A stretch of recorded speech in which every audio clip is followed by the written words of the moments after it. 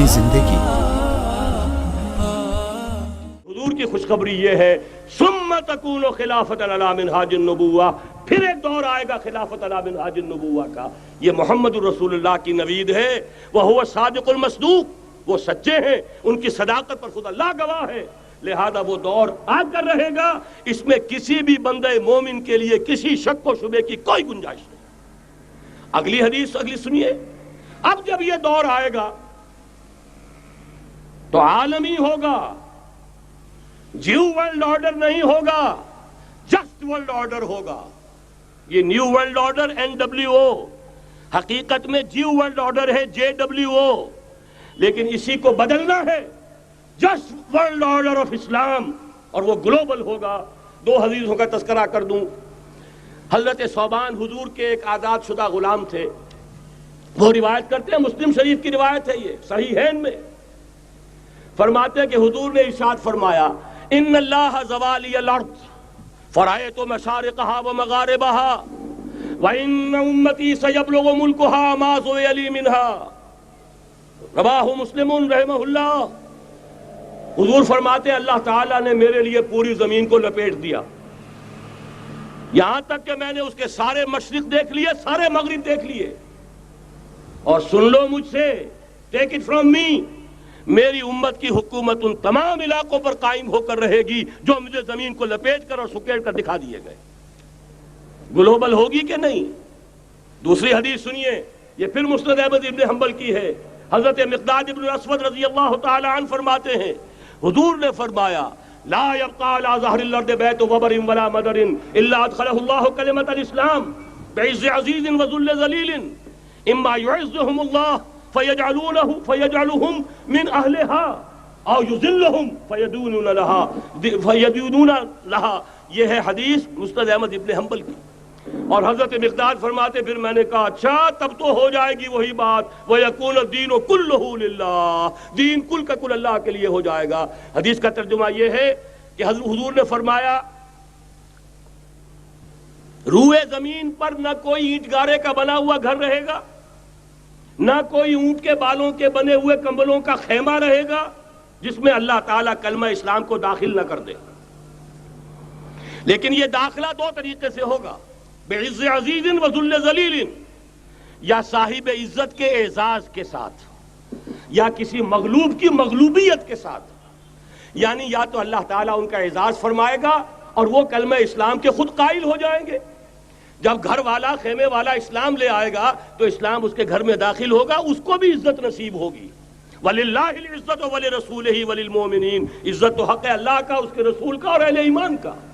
اور اگر وہ اسلام قبول نہیں کرے گا تو یوت الجزیۃ عن ید وہم صاغرون، چھوٹے ہو کر رہنا پڑے گا، جزیہ دینا ہوگا، اسلام کی بالادستی قبول کرنی ہوگی۔ بتائیے اس کے بعد بھی کوئی شک ہے؟ یہ ہے آسمانی نقشہ۔ یہ اللہ فرما رہے ہیں واللہ متم نورہ ویابی اللہ الا یتم نورہ لیظہرہ علی الدین کلہ ولو کرہ المشرکون، یہ اللہ کا فیصلہ ہے۔ ادھر یریدون لیطفئوہ ہے، یہ زمینی نقشہ ہے۔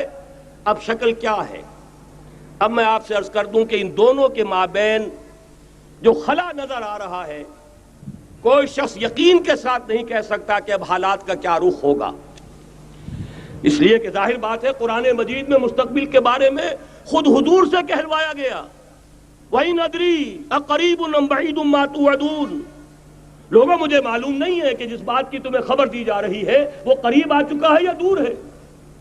وَإِنْ أَدْرِي لَعَلَّهُ فِتْنَةٌ لَكُمْ وَمَتَاعٌ إِلَىٰ حِينٍ، اور میں نہیں جانتا، ہو سکتا ہے اللہ کچھ اور مہلت دے دے تمہیں اور کچھ اور آزمائش جو ہے اس کے لیے تمہارے لیے کوئی اور مہلت عطا فرما دے، ہو سکتا ہے۔ تو میں بھی کسی دعوے سے نہیں کہہ رہا، لیکن دو امکانات ہیں۔ امکان نمبر ایک کیا ہے؟ ابھی عالم اسلام کا ایک سالڈ بلاک ہے جو یہودی ورلڈ آرڈر کی نگاہوں میں کھٹک رہا ہے۔ میں کھٹکتا ہوں دل یزداں میں کانٹے کی طرح۔ اگرچہ ان کی اسٹریٹجی کیا ہے؟ ایک ایک کر کے ان کے حصے بکھرے کر کے تیا پانچا کرو۔ ابھی وہ بلاک کون سا ہے؟ ایران ہے، افغانستان ہے، پاکستان ہے، اور روسی ترکستان سے آزاد ہونے والی جو ریاستیں ہیں، یہ ایک سالڈ بلاک ہے۔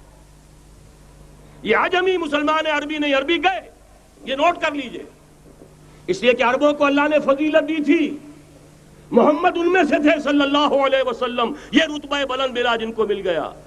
لیکن ساتھ ہی اللہ نے دھمکی بھی دے دی تھی سورہ محمد میں، ان تتولوا یستبدل قوما غیرکم، اگر تم پیٹھ دکھا دو گے اس مشن کو جو ہم نے تمہارے حوالے کیا ہے، تمہیں ہٹائیں گے، کسی اور کو لے آئیں گے۔ اور یہ بات ہو چکی ہے 13ویں صدی عیسوی میں، 1258 میں جب سقوط بغداد ہوا ہے، عربوں کے ہاتھ سے عالم اسلام کی قیادت چھین لی گئی، معزول کر دیے گئے۔ اس کے بعد قیادت کن کے ہاتھوں میں آئی؟ ترکوں کے ہاتھ میں، ترکان تیموری ہندوستان میں، ترکان صفوی ایران میں، ترکان سلجوقی مڈل ایسٹ میں، اور ترکان عثمانی کا تو کہنا ہی کیا ہے، وہ ایشیا مائنر سے چل کر آپ کو معلوم ہے کہ مشرقی یورپ کا کتنا بڑا علاقہ، دی گریٹ آٹومان امپائر اس صدی کے آغاز تک قائم تھی۔ اس صدی میں عجیب عجیب معجزے ہوئے ہیں۔ گریٹ آٹومان امپائر جو 3 بر اعظموں پر محیط، نام و نشان ختم۔ The great U S S R, نام و نشان ختم۔ اب تو روس صاحب ایک ملک کی حیثیت سے رہ گئے۔ یہ اس صدی میں دو اور وقت نہیں ہے میں اور آپ کو کیا بتاؤں، اس صدی میں تو بڑے بڑے عجیب عجوبے ہوئے ہیں، بڑی بڑی 2 عظیم جنگیں ہو چکی ہیں، تیسری جو ہے سر پر کھڑی ہے، دور نہیں ہے، جس کو حدیث میں کہا گیا ہے الملحمۃ العظمی، تاریخ انسانی کی عظیم ترین جنگ، اور وہی صلیبی جنگ جس کا آغاز بوسنیا سے ہو چکا ہے۔ بہرحال اس وقت جو میں کہہ رہا تھا، ورنہ میرے پاس تو یعنی یہ کہ درد دل کہنے کے لیے وقت نہیں ہے، مجھے اپنی بات کو محدود کرنا پڑ رہا ہے، لیکن میں اب آ رہا ہوں اصل موضوع کی طرف، کہ ایک امکان تو یہ ہے کہ اس بلاک میں اسلام کا احیاء ہو، اور اس کے لیے کچھ نویدیں بھی موجود ہیں احادیث نبویہ میں۔ وہ تو آپ نے سنا ہوگا اقبال کا شعر، میرے عرب کو آئی ٹھنڈی ہوا جہاں سے، میرا وطن وہی ہے، میرا وطن وہی ہے۔ حدیث میں آتا ہے یخرج ناس من المشرق یوتئون للمہدی، یعنی سلطان ہی، مشرق سے فوجیں نکلیں گی کہ جو کہ مہدی کی حکومت قائم کریں گی۔ یہ مہدی اہل تشیع کے مہدی اور ہیں، ہمارے مہدی اور ہیں۔ اہل تشیع کے عقیدے کے مطابق ان کے بعد میں امام جو روپوش ہو گئے تھے وہ امام مہدی ہیں، وہ ظاہر ہو جائیں گے، ابھی امام غائب ہیں، پھر وہ ظاہر ہو جائیں گے۔ ہمارے نزدیک یہ مہدی پیدا ہوں گے یا ہو چکے ہوں، اور یہ ہوں گے حضرت فاطمہ کی نسل ہی سے رضی اللہ تعالی عنہا، لیکن عالم عرب کے اندر پھر ایک طاقت بن کر ابھریں گے، باطل کی قوتوں کے خلاف جہاد کریں گے، لیکن ان کو مدد آئے گی 2 طرف سے، ایک زمینی مدد آئے گی مشرق سے، ایک آسمانی مدد آئے گی، عیسیٰ ابن مریم کا نزول، حضرت مسیح علیہ السلام جو زندہ آسمان پر اٹھائے گئے تھے نازل ہوں گے، اور در حقیقت ان 2 مددوں کے نتیجے میں پھر یہود کا قلع قمع ہوگا، اور یہی گریٹر اسرائیل ان کا گریٹر گریو یارڈ بن کر رہے گا، عظیم تر قبرستان بن کر رہے گا۔ اس کی بڑی واضح حدیثیں موجود ہیں، اس کی بڑی تفصیلی خبریں موجود ہیں، یہ احادیث کی کتب کے اندر، بدقسمتی سے ہماری اس کی طرف توجہ نہیں۔ ایک تو یہ ہو سکتا ہے، اسی طریقے سے ایک اور حدیث ہے، یخرج من خراسان رایات سود، اور یہ مسلم شریف کی روایت ہے، نوٹ کیجئے گا، نہیں ترمذی شریف کی روایت ہے، یخرج من خراسان رایات سود لا یردها شیء حتی تنصب بإیلیا، اور خراسان حضور کے زمانے میں آج کے افغانستان کا نام تھا۔ یہ افغانستان میں جو جہاد ہوا ہے، غلطیاں ہوئی ہیں اور غلطیوں کا خمیازہ بھگت رہے ہیں، یہ تو اللہ تعالیٰ کی سنت ہے جس میں اللہ نے صحابہ کو بھی ایگزمپٹ نہیں کیا، غلطی کی سزا دی ہے۔ 35 صحابہ کی غلطی غزوہ احد میں ہوئی، جہاں سے حکم تھا کہ مت ہٹنا، 50 میں سے 35 ہٹ گئے، نتیجہ کیا نکلا؟ فتح شکست میں بدل گئی، 70 صحابہ شہید ہو گئے۔ اللہ تعالیٰ نے فرمایا وَلَقَدْ صَدَقَكُمُ اللَّهُ وَعْدَهُ إِذْ تَحُسُّونَهُم بِإِذْنِهِ حَتَّى إِذَا فَشِلْتُمْ وَتَنَازَعْتُمْ فِي الْأَمْرِ وَعَصَيْتُمْ مِن بَعْدِ مَا أَرَاكُم مَّا تُحِبُّونَ۔ مسلمانوں، ہم سے گلہ نہیں کر سکتے، ہم نے اپنا وعدہ سچا کر دکھا دیا تھا، جبکہ تم انہیں گاجر مولی کی طرح کاٹ رہے تھے، لیکن جب تم ڈھیلے پڑ گئے، تم نے ڈسپلن کو توڑا، تم نے اختلاف کیا تو سزا دی ہم نے۔ تو اگر صحابہ کرام رضوان اللہ تعالی علیہ مجمعین خیر الناس بعد الانبیاء، پوری نوع انسانی کے اندر انبیاء کے بعد بلند ترین انسان، اگر ان کی بھی غلطی کا خمیازہ جو ہے اللہ نے چکھایا، کیوں چکھایا؟ ضروری تھا، آئندہ کے لیے سبق ہو جائے۔ یہ وَلِيُمَحِّصَ مَا فِي قُلُوبِكُمْ، تاکہ تمہارے دلوں کے اندر اگر کہیں کوئی کھوٹ ہے اور پاک کر دیں ہم۔ اس لیے بہرحال غلطیاں ہوئی ہیں افغانستان میں، ایک امام کے ساتھ بیعت نہیں تھی، بلکہ بدقسمتی اور بڑھ کر یہ ہے بیعت کر کے توڑ دی۔ عبد الرسول سیاف صاحب کے ہاتھ پر ہمارے پاکستان کے 7 گروپ جو تھے، انہوں نے عین حرم میں بیٹھ کر بیعت کی اور پاکستان آ کر بیعت توڑ دی۔ سزا اس کی مل رہی ہے، آپس کی خانہ جنگی یوں ہی نہیں ہو رہی، کوئی سبب ہے، لہذا یہ سزا تو ملے گی، لیکن جتنا خون یہاں پر خلوص کے ساتھ دیا گیا ہے اس کی مقدار بھی کم نہیں ہے۔ یہاں سے خیر برآمد ہوگا۔ اور دوسری بات اپنے بارے میں نوٹ کر لیجئے، یہ پاکستان، بچا کھچا Pakistan, what remains of Pakistan, یہ اصل میں ہے کیا؟ مولانا بہت خوبصورت انداز میں فرما رہے تھے، یہ 313 نہیں تھے، اسلام تھا۔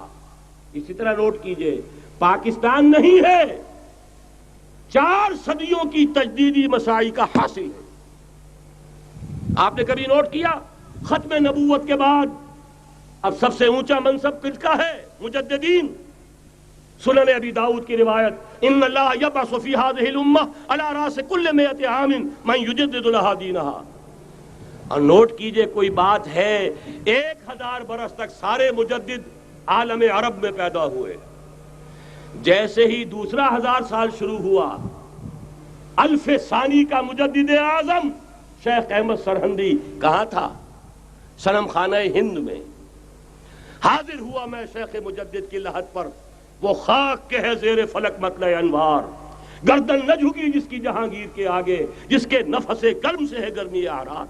وہ پھر 12ویں صدی کا مجدد اعظم امام الہند شاہ ولی اللہ دہلوی، 13ویں صدی کا مجدد اعظم سید احمد بریلوی، اس کے خون کا امین اور اس کے ساتھ کے شہداء کے خون کا امین، ان کے جسموں کا امین آپ کا خطہ ہزارہ، آپ کا خطہ سوات، اس میں ان کی جانیں ہیں جو دی گئی ہیں۔ اور وہ نہایت میں آپ سے عرض کر دوں، دور صحابہ کے بعد اتنا خالص اسلامی جہاد پوری مسلمان تاریخ میں نہیں ملے گا جتنا وہ تحریک شہیدین کا تھا۔ 14ویں صدی ہجری میں شیخ الہند جیسا مجاہد اعظم کہ انگریز نے گرفتار کر کے قید بھی کیا ہے، تو کہاں؟ ہندوستان میں نہیں، کہاں؟ جزیرہ سائرس، کیا نام تھا؟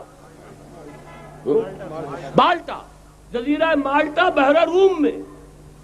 اقبال کے نفس سے ہے لالے کی آگ تیز، ایسے غزل سرا کو چمن سے نکال دو۔ کہیں ہندوستان کی کسی جیل میں ہوا تو شاید اس کے نفس کی گرمی ہی سے کوئی حرارت پیدا ہو جائے۔ اور اسی صدی میں، 14ویں صدی ہجری میں، اقبال جیسا مفکر، اسی 14ویں صدی ہجری میں مودودی جیسا مصنف، اسی 14ویں صدی ہجری میں مولانا الیاس جیسا مبلغ رحمہم اللہ، عظیم شخصیتیں آج پورے عالم اسلام میں آپ کو تبلیغی دوست ملیں گے۔ یہ کہاں سے شروع ہوئی تحریک؟ دہلی کی ایک چھوٹی سی مسجد سے۔ وہ مسجد بنگلے والی اب تو بڑی عالیشان ہو گئی ہے، جب وہاں شروع ہوا تھا کام بڑی چھوٹی سی مسجد۔ یہ سارے کام یہاں کیوں ہوئے؟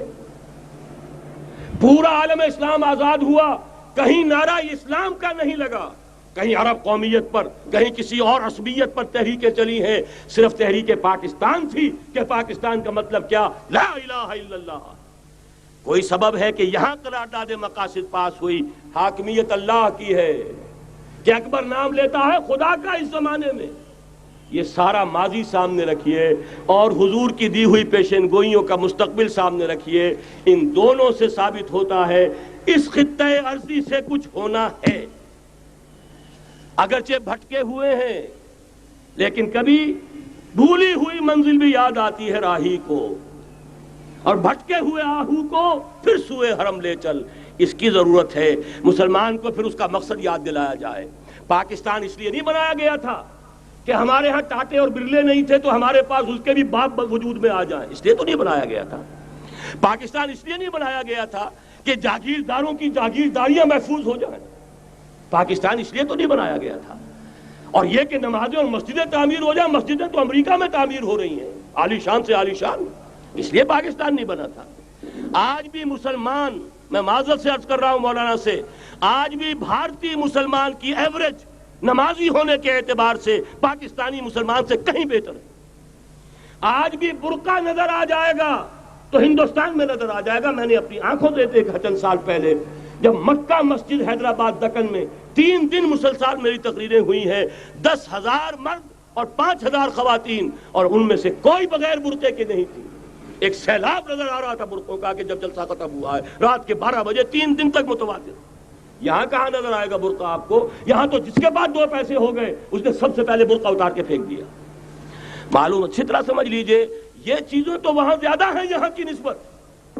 اصل ضرورت تھی کہ یہاں اس نظام کو قائم کیا جائے، وہ نظام عدل اجتماعی، وہ جس میں حریت ہو، جس میں عام آدمی بھی خلیفہ وقت کو ٹوک سکے. یہ کرتا کیسے بن گیا؟ ایک خاتون بھی کھڑی ہو کر دامن پکڑ لے، عمر تمہیں کیا حق ہے کہ ہمارے مہر کے اوپر پابندی لگا رہے ہو، جبکہ اللہ نے نہیں لگائی. اللہ قرآن میں قنطارہ کا لفظ استعمال کر رہا ہے. ڈھیروں سونا دے دے کوئی شخص اپنی بیوی کو مہر کے اندر، طلاق دیتے وقت اس میں سے کچھ نہیں لے سکتا. آپ کون ہوتے ہیں ہمارے حق کے اوپر پابندی لگانے والے؟ اور عمر نے کہا، آج ایک بڑھیا نے وہ اب عمر کو دین سکھایا، آرڈیننس واپس. حضرت سعد بن ابی وقاص رضی اللہ تعالی عنہ جو فاتح ایران تھے، وہ گورنر ایسے ہی نہیں بن گئے تھے ریوڑیاں بٹی ہو اور گورنری مل گئی ہو. وہ تو خود فاتح تھے ایران کے، اس لیے گورنر تھے. صرف ایک پرچہ پہنچا ہے بارگاہ خلافت میں، حضرت عمر فاروق کے پاس انفارمیشن آئی سعد نے اپنے گھر کے باہر ڈیوڑی بنا لی ہے اور ایک دربان کھڑا کر دیا ہے. حضرت بلال کو بھیجا ہے رقعہ دے کر، اور یہ حکم تھا کہ بلال پہلے تو جاتے ہی ڈیوڑی میں آگ لگا دینا، پھر یہ رقعہ دینا میرا. اور رقعے میں لکھا ہوا تھا، اے سعد، لوگوں کو ان کی ماں نے آزاد جانا تھا، تم نے انہیں اپنا غلام کب سے بنا لیا ہے؟ یہ دربان کھڑے کر دیا اپنے آگے. وہ حریت، وہ مساوات کہ جا رہا ہو خلیفہ وقت اور چارج لینے جا رہا ہے بیت المقدس کا، کوئی ذاتی علاج کے لیے نہیں جا رہا، سیر و سیاحت کے لیے نہیں جا رہا، چارج لینے کے لیے بالکل سرکاری وزٹ ہے، آفیشل وزٹ ہے، اسٹیٹ وزٹ ہے. اور حال کیا ہے؟ 700 میل کا فاصلہ طے کرنا اور ایک اونٹنی، کوئی انٹوریج نہیں، کوئی خدم و حشم نہیں، کوئی جمبو جٹ بھرے ہوئے نہیں، کچھ نہیں. ایک اونٹنی، ایک خادم. اس ایک اونٹنی پر چونکہ راستے کا راشن بھی ہے لہذا 2 آدمی نہیں بیٹھ سکتے، ایک بیٹھ سکتا ہے. ایک منزل خلیفہ وقت بیٹھا ہوا ہے اوپر اور خادم نکیل پکڑ کر چل رہا ہے. اگلی منزل خادم اوپر بیٹھا ہے اور خلیفہ وقت عمر بن الخطاب رضی اللہ تعالی عنہ اور وہ آگے آگے نکیل پکڑ کر چل رہے ہیں. یہ نظام چاہیے آج نوع انسانی کو. اس کے انتظار میں، اس کی تلاش میں نوع انسانی نے کتنے تجربے کر لیے، کیسی چھلانگیں لگائیں، ملوکیت ختم کی، آسمان سے گرا کھجور میں اٹکا، جمہوریت آئی نام نہاد، لیکن وہ سرمایہ دارانہ نظام بن کر آگے سے بڑھ کر لعنت بن گئی. پہلے جاگیردار مسلط تھا، اب سرمایہ دار اور کارخانے دار مسلط ہو گیا. اس سے نکلنے کے لیے زور لگایا، کمیونزم کی طرف گئے، چھلانگ لگائی، اب ایک پارٹی ڈکٹیٹر بن کر بیٹھ گئی. انسان رست از یک بنتا افتاد در بندے دیگر، ایک چیز سے غلامی سے نجات پاتا ہے، دوسری میں پھنس جاتا ہے. اور کیوں؟ کہ وہ نظام عدل اجتماعی جو محمد عربی کو دے کر بھیجا گیا تھا، اس کے کسٹوڈین سوئے ہوئے ہیں. اس کے کسٹوڈینز کو اندازہ ہی نہیں. یہ نسخہ تو ہمارے پاس تھا، ہمیں عمل کرنا تھا اور دنیا کے سامنے پیش کرنا تھا. پاکستان بنایا اس لیے گیا تھا کہ ہم اس کا ایک نمونہ دنیا کے سامنے پیش کریں گے. قائد اعظم نے فرمایا تھا کہ ہم یہ چاہتے ہیں کہ پاکستان کی صورت میں عہد حاضر میں اسلام کے اصول حریت و اخوت و مساوات کا ایک نمونہ قائم کر کے دکھائیں. کہاں ہے وہ؟ بھٹک گئے، سو گئے. بہرحال اب بھی وقت ہے، جب تک سانس تب تک آس. میرے عزیز نے تو ڈرایا ہے اور صحیح ڈرایا ہے. اللہ تعالیٰ نے 25 برس انتظار کیا تھا. پہلے عذاب کا کوڑا پھر مارا ہماری پیٹھ پر. وَلَنُذِيقَنَّهُم مِّنَ الْعَذَابِ الْأَدْنَىٰ دُونَ الْعَذَابِ الْأَكْبَرِ. بڑے عذاب سے پہلے چھوٹا عذاب کا مزہ چکھائیں گے، لعلہم یرجعون، شاید کہ لوٹ آئیں۔ وہ ہم سے 1000 میل کے فاصلے پر ہوا تھا، اگرچہ 93,000 ہمارا کڑیل جوان، جن میں غالباً 43,000 فوجی، اور یہ کہ تقریباً اتنی تعداد میں جو غیر فوجی تھے، وہ اس ہندو کے غلام بنے، قیدی بنے، جن پر 800 برس تک، کہیں 600 برس تک، کہیں 1000 برس تک حکومت کی تھی۔ اتنی بڑی شکست کا کلنک کا ٹیکا ہماری پیٹھ پر پڑا۔ پہلے عذاب کا کوڑا آ گیا تھا، 25 برس ہو گئے تھے قمری حساب سے، نوٹ کر لیجئے، یہ نہ سمجھیے 24.25 برس ہوئے تھے، 24.25 برس قمری حساب سے 25 برس تھے۔ اور اب نوٹ کر لیجئے اگلے 25 برس کے پورے ہونے میں اگلے رمضان کی 27 تاریخ تک صرف مہلت ہے، نصف صدی پوری ہوا چاہتی ہے۔ کوئی عجب نہیں اس عذاب الادنا کے بعد ہم جاگے نہیں، ہوش میں نہیں آئے، کوئی عجب نہیں کہ بڑے عذاب کا کوڑا ہماری پیٹھوں پر برس جائے۔ لیکن مجھے یہ یقین ہے، نوٹ کر لیجئے، اگر یہ دوسرا امکان ہو گیا، خدا نہ خواستہ اللہ کے عذاب کا کوڑا ہماری پیٹھ پر برسا، مجھے یقین ہے اللہ ہندوؤں کو مسلمان بننے کی توفیق دے گا، لیکن اسلام کا بول بالا اسی خطے سے ہوگا۔ تاریخ میں یہ ہو چکا ہے آیا فتنہ تاتار کے افسانے سے، پاسباں مل گئے کعبے کو صنم خانے سے۔ تاتاریوں کے ہاتھوں کروڑوں مسلمان قتل ہوئے، لیکن اسلام نے تاتاریوں کو فتح کر لیا، اور پھر اسلام کا مسلمانوں کا دوسرا دور عروج انہی تاتاریوں کی مختلف شاخوں کے تحت ہوا۔ وہ تاتاری ہی تو تھے، وہ سارے ہورس، ٹرکش ہورس، ترکان تیموری، ترکان صفوی، ترکان سلجوقی، ترکان عثمانی، وہی تو سٹاک تو وہی ہے آیا فتنہ تاتار کے افسانے سے، پاسباں مل گئے کعبے کو صنم خانے سے، اس لیے کہ حضور نے فرمایا مشرق سے ہوگا، یہاں سے فوجیں چلیں گی، تو کوئی عجب نہیں۔ بہرحال یہ 2 امکانات ہیں، لیکن اس کا فیصلہ تیرے ہاتھوں میں ہے، دل یا بدن، سیدھی بات۔ اگر تو اب بھی ہم ٹھیک ہو جائیں، جاگ جائیں، ہوش میں آ جائیں، قوم یونس کی طرح توبہ کر لیں، تو بغیر عذاب کے کوڑے کے رحمت خداوندی ہم پر سایہ کرے گی۔ اگر ہم نہ جاگے تو وہ عذاب کا کوڑا آئے گا۔ یہ نہیں میں کہہ سکتا ان ادری قریب بعید ما توعدون، یہ میں نہیں کہہ سکتا، یقین کے ساتھ جانتا ہوں کہ آئے گا، لیکن یہ کہ اس کے بعد بھی یہیں سے بول بالا ہوگا۔ اگر ہمارے ذریعے نہیں تو ان کے ذریعے سے، جو ہمیں شکست دے کر پھر اسلام قبول کر لیں گے، لیکن کیوں نہ پہلے ہی راستے پر چلنے کی کوشش کریں۔